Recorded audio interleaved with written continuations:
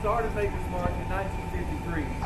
He was the 8th generation from a whiskey distilling family. The last 4 of those generations were for commercial purposes. They actually had the brand the family business.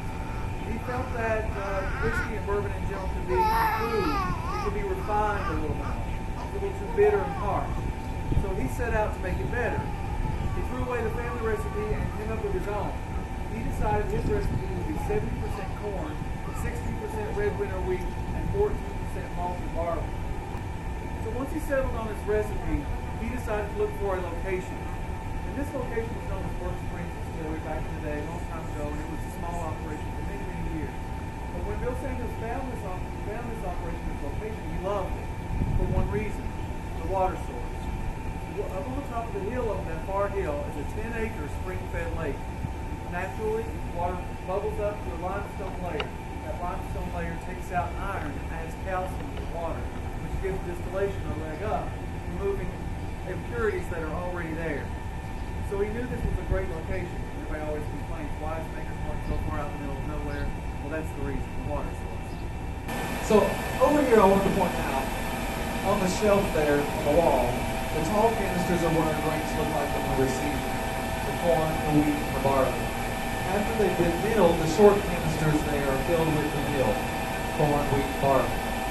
On my left over here is one of our roller mills. You can see the 3 motors here on the side of this machine that turn what look like rolling pins on the inside. They're very close together. The grains travel between those rolling pins and get gently crushed. The rolling method doesn't generate any heat like a pounding method would. And that saves any scorching that would occur from that heat. So without that heat, it saves the flavor of the product, saves the flavor of the grain. Now after our grains are milled, we come right over here to our cookers.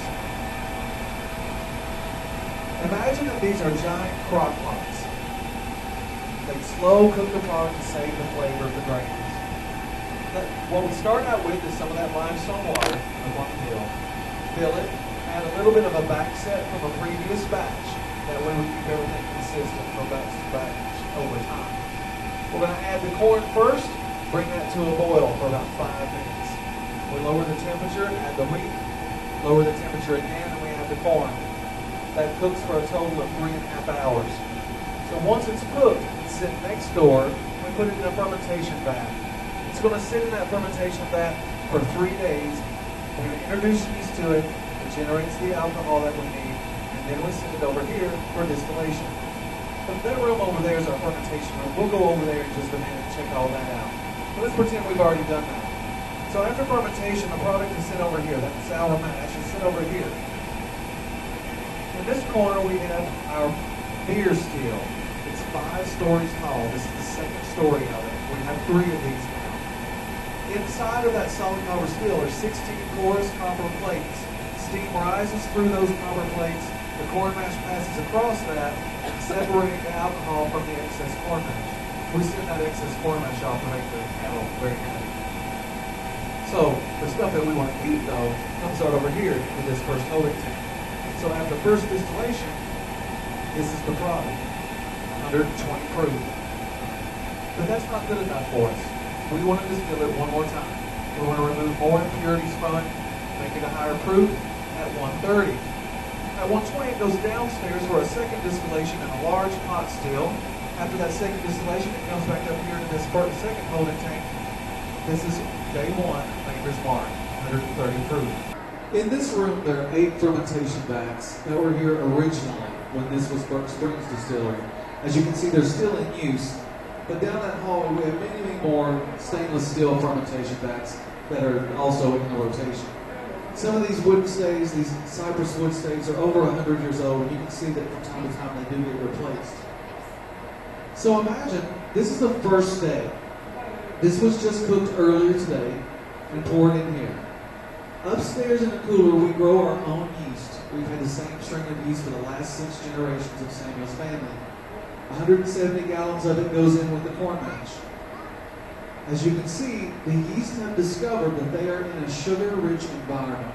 that corn is cooked down to starch. The starch breaks down to sugar, and the yeast start to consume that sugar, creating two products. It's carbon dioxide, which you see being released with the bubbles, and the stuff we want to keep, the alcohol. So since this is day one, the sugar is still very much intact. The yeast haven't had a very long time to start to consume that. There's a lot of sugar still in here. So if you taste it, it's going to be very sweet. Go ahead and do that. It's going to taste just like your morning corn flakes.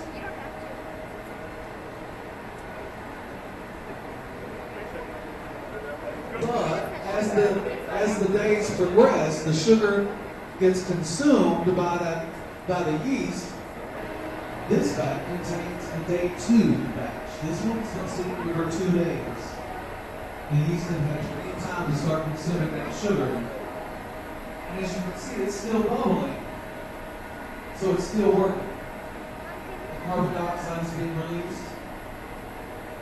Alcohol is being generated.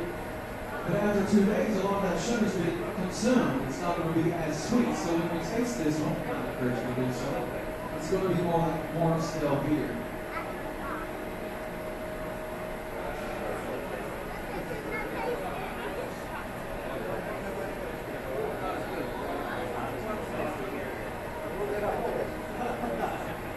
All right, then we're going to be super brave.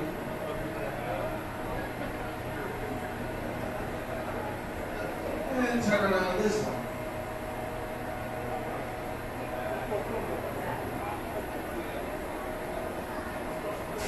Now this one, as you can see, there's no more bubbling. The yeast have consumed all the sugar. They become dormant. The excess grain has floated to the top. That's called a grain cap. It's going to be about 6 to 8 inches deep. It's kind of what we're going to distill away and send to the local livestock. And those cattle are happy. So at the end of all, this is the 3rd day. This is going to be about 8 to 10% alcohol overall. So when we taste this, it's going to be very similar. Hence the term sour mash.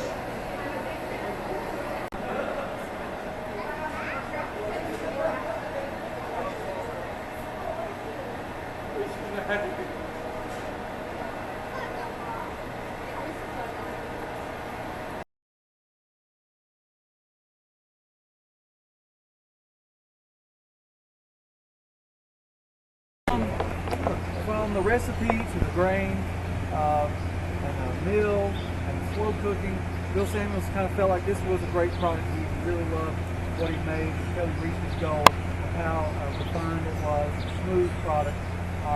And at the time that he did that, his wife was very involved. She wanted to be in charge of the packaging. Her name was Margie. She said, I want to create the bottle. She was an avid collector of 18th century cognac bottles, and those were hand dipped black wax. So that's where she got the shape, the form, plus the wax idea. She said Maker's Mark would be the signature color would be red. So that because it had pink to stand out. She also designed the label. It's her very own calligraphy for Maker's Mark. It's now copyrighted font. Those labels are printed right here in our print shop every day. It's very tiny little operation. Amazes me for all the bottles, a little bitty operation like that. Her inspiration for the seal of Maker's Mark was their farms in Bardstown. They had a cattle farm, and their brand was a circle and star. The stars of farm. So she just took that, added an S for Samuel, and IV for 4th generation. Well, now there are 6 generations with Bill James, Sean Hoffman.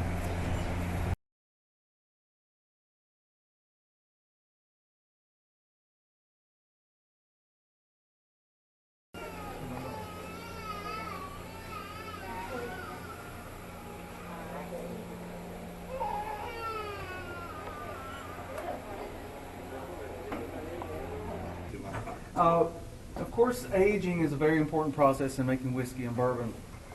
We're lucky here in Marion County because the independent stave company who makes most of the barrels is also located here. And if you want to do a tour there, they give tours during the week also. What they do is they have these white oak staves sitting outside on their property for 9 months during the summer, including the summer. that seasons the wood. It takes out the natural tannins that occur inside the wood, and that would kind of make the product very bitter. So they season the wood outside. Once it's seasoned, they bring it in, they put it in together in a pattern of wide, narrow, that kind of helps give the barrel its form. And then they turn it upside down and send it across a conveyor where there's a propane jet flame that jets up inside the barrel for about 40 seconds. 40 seconds is Maker's Mark requirement. Of course, every distillery would have their own settings or requirements for how their barrels are charred. And according to the wood chef at Independent Stave Company, that's almost a level 3 char on a scale of 4. That wood chef has different recipes on how to sear, toast, char different types of wood to gain different flavors. And whoever knew there was such a thing as a wood chef until I started working here, I'd never heard of such a thing, but you know, they do exist. So Maker's Mark is a 40-second char, and when we receive the barrel, we put our product inside the barrel at 110. Remember, I said it comes off the steel over there at 130. But we lower ours to 110 because we find anything higher kind of soaks in to the wood way too far past the char. So we lower ours to 110. The definition of a bourbon means you can't put it in higher than 125. And also your recipe has to have corn 51% or higher. And we make that with 70%.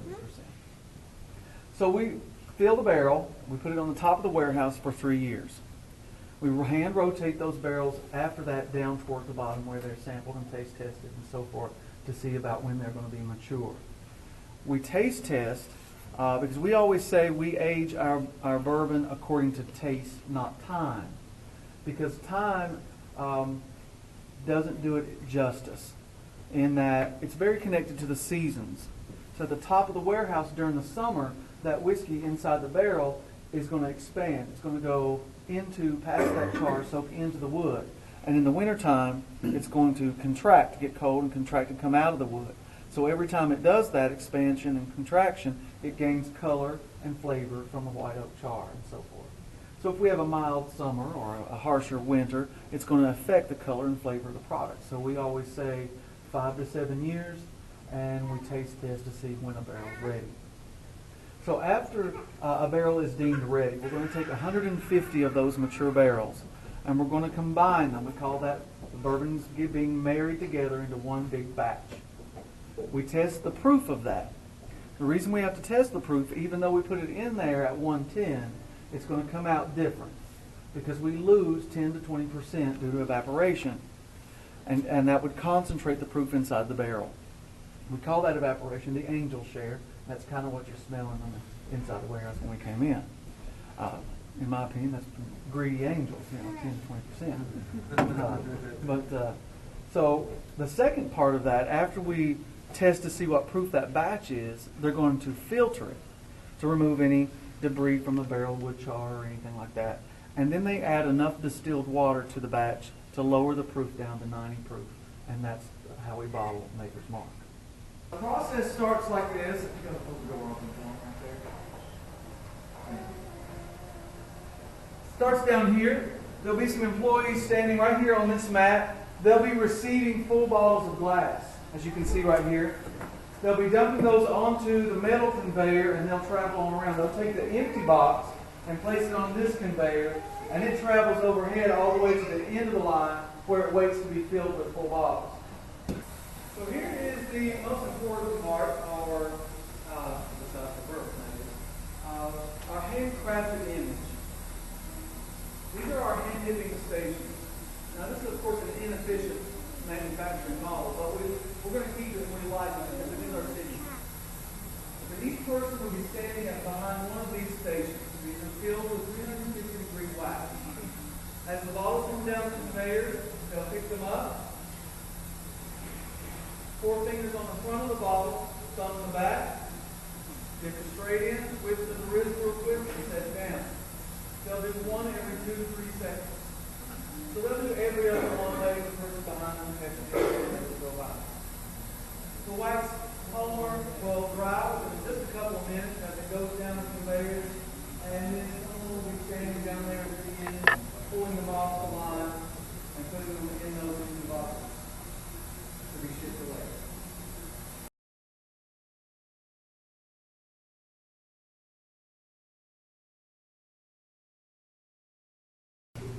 So for our tasting, we're going to check out 4 of our products. Maker's White, fully matured Maker's Mark. This is the souvenir size we sell in the gift shop. We call this the baby makers. Maker's 46 and Cask Strength. So Maker's White, remember, is the basis for all of our products. It comes off the still at 130. We dilute that with distilled water down to 90 proof. So when we try this, we're only going to be experiencing the recipe, just the grains. Okay. Our 4-step process for a critique would be to look at it, smell it, taste it, and then check out how it finishes. So when we look at Maker's White, of course it isn't aged, it hasn't touched the barrel, so it's going to be clear.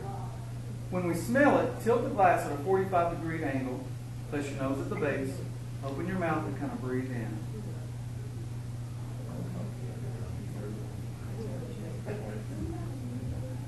So what do you smell? Corn. Corn, very good. A lot of people want to say alcohol, but generally what you're smelling is what the alcohol is made from, and in this case it would be 70% corn, so we can smell that quite a bit. The next thing when we taste this, I want you to think about 2 things. Of course the flavor, because that is just the recipe. The second thing is where on the palate that triggers that flavor. All right. So Bill Samuel's goal was to make the bourbon or whiskey more refined and make it smoother so it travels over the bitter taste buds in the back of the throat. He wanted it to be more forward on the palate where the sweet taste buds are. So you should notice a little tingling on the tip of your tongue. All right. So when you taste this, you're going to swish it around over your tongue, make an ugly face like this. That's called the Kentucky Chew. You can sip it if you want to. You don't have to drink it at all. I'm not going to twist your arm, but I'm going to drink all of it. Okay, here we go.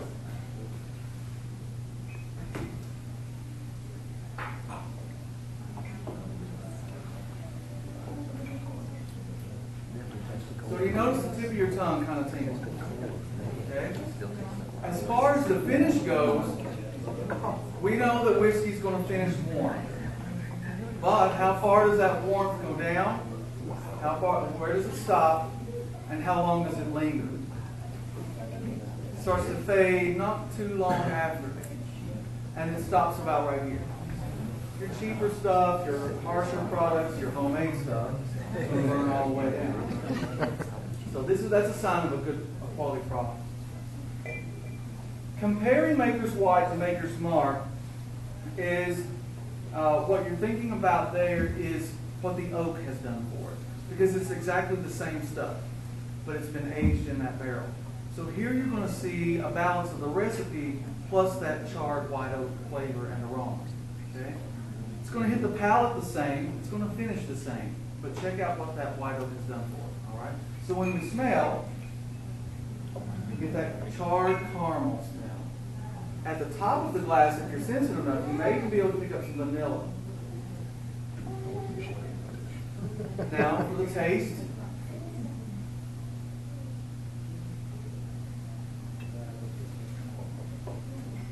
Again, the tip of the tongue, smoothly over the back, that white oak flavor. How many years of viscosity? Sorry? Is it near the viscosity? A little bit.